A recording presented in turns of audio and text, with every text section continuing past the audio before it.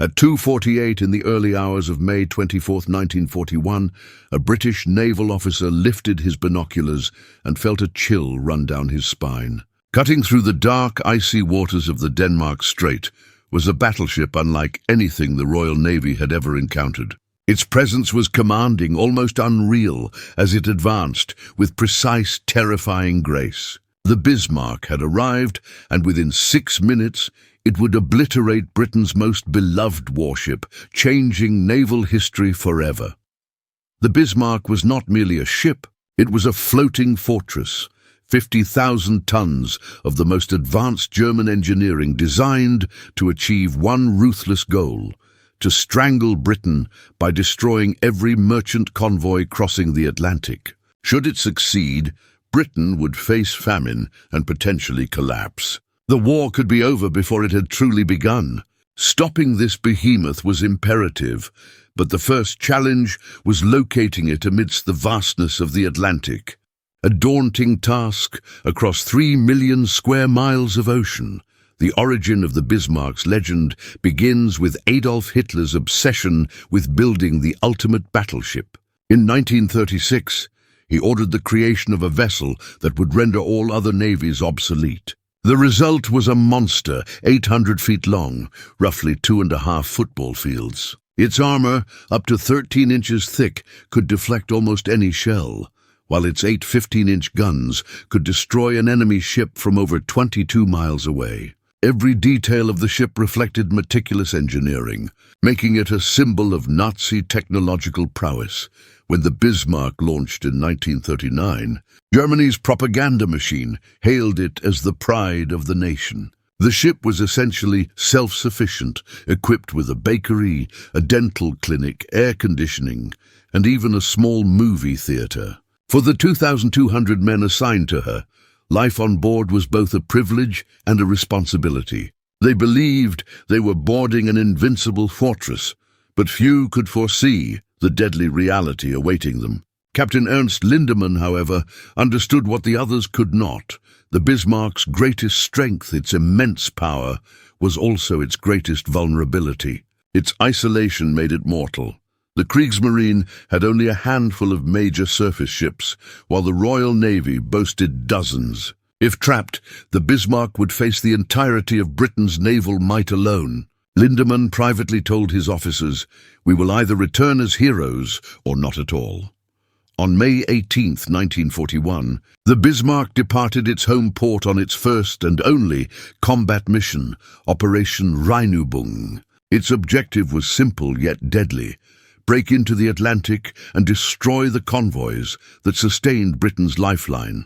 The Bismarck sailed with the heavy cruiser Prince Eugen, which played a supporting role, but it was clear the battleship would carry the real threat. British intelligence in Norway immediately spotted the fleet. The message that reached Prime Minister Winston Churchill was stark and chilling: Bismarck is at sea. Reports suggest Churchill went pale. If the Bismarck reached the convoy lanes, it could annihilate 50 merchant ships before a response could be mounted. Britain was already on the edge of survival, rationing food and resources to sustain the population. The loss of convoys could have been catastrophic, potentially tipping the balance of the war.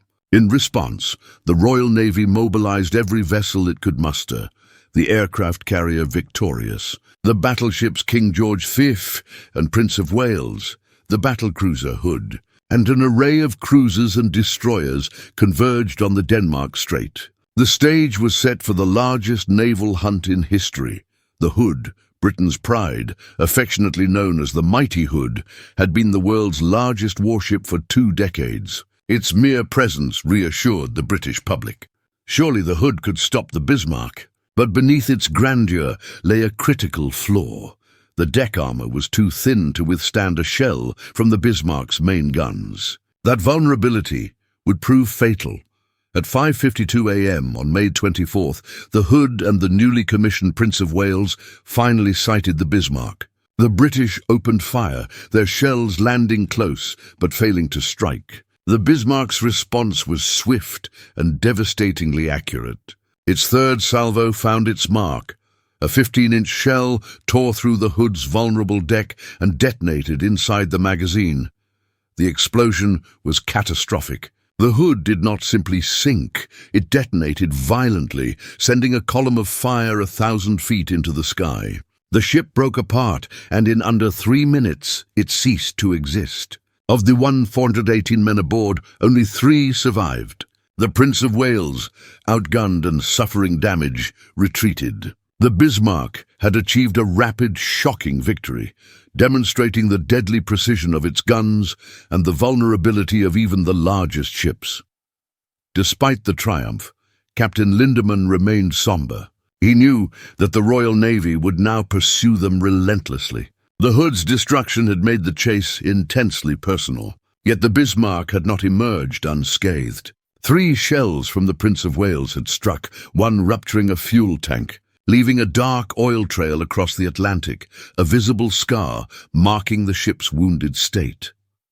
Lindemann wished to return to port for repairs, but Admiral Günther Lütjens insisted on pressing toward the Atlantic. That decision would ultimately seal their fate. For 2 days, British cruisers tracked the Bismarck via radar, staying just beyond its firing range. On May 24th, the Bismarck executed an audacious maneuver, charging directly at its pursuers. The British scattered, fearing attack, and in the confusion, the Bismarck vanished into a dense weather front, leaving the Royal Navy blind. For 31 hours, Britain's most feared adversary had disappeared from radar. Panic gripped the Admiralty. The Bismarck could strike anywhere, possibly already attacking vital convoys. Churchill demanded updates by the hour. Salvation came unexpectedly. A British radio operator noticed the Bismarck transmitting long messages. Unbeknownst to the Germans, British direction-finding technology could triangulate its position from these signals. When Admiral Lütjens sent a 30-minute transmission to Berlin, it was effectively a neon sign broadcasting their location. The British concluded the Bismarck was headed for France, most likely the port of Brest. But fuel shortages hampered most of the Royal Navy. Only one ship remained in striking distance, the aircraft carrier Ark Royal. Its aircraft, antiquated biplanes called swordfish, seemed relics of a bygone era rather than instruments of modern warfare. On May 26th, 15 swordfish braved terrible weather to attack the Bismarck. Crawling through the air at a mere 90 mph, these fabric-covered planes appeared comically slow. But the Bismarck's anti-aircraft guns, calibrated for modern high-speed aircraft, could not properly track them. 14 torpedoes missed, but the 15th struck true, hitting the stern and jamming the rudder. The mighty ship now moved in endless circles, formidable yet trapped, like a wounded bear unable to flee.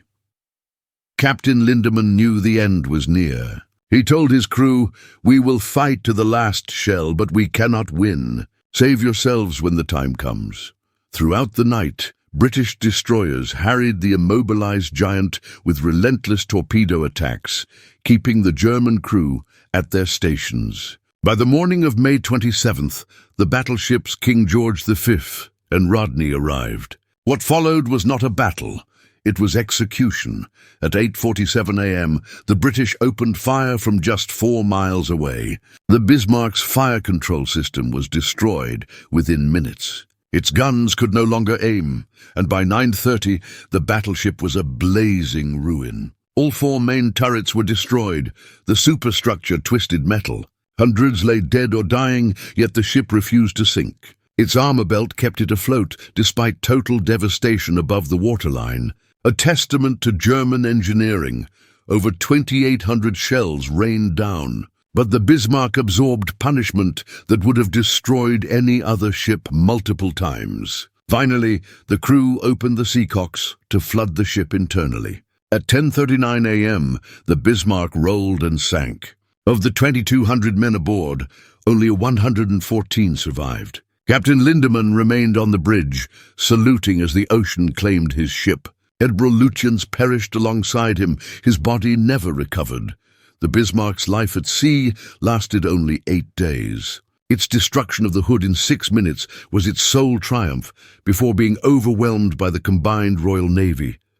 Its sinking marked the end of the era of battleships. No surface warship of such size and power would dominate the oceans again. The future belonged to aircraft carriers and submarines. In 1989, Robert Ballard, the same explorer who discovered the Titanic, located the Bismarck's wreck 3 miles down, largely intact. Its guns still point skyward, frozen in the final moment of battle.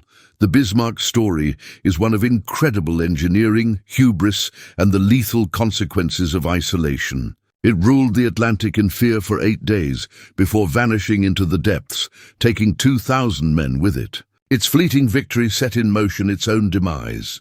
The moment it destroyed the Hood, its fate was sealed. The lesson endures. No single weapon, no matter how powerful, can win a war alone. The Bismarck was magnificent, but it was alone. And in war, solitude is a vulnerability that no amount of armor can defend.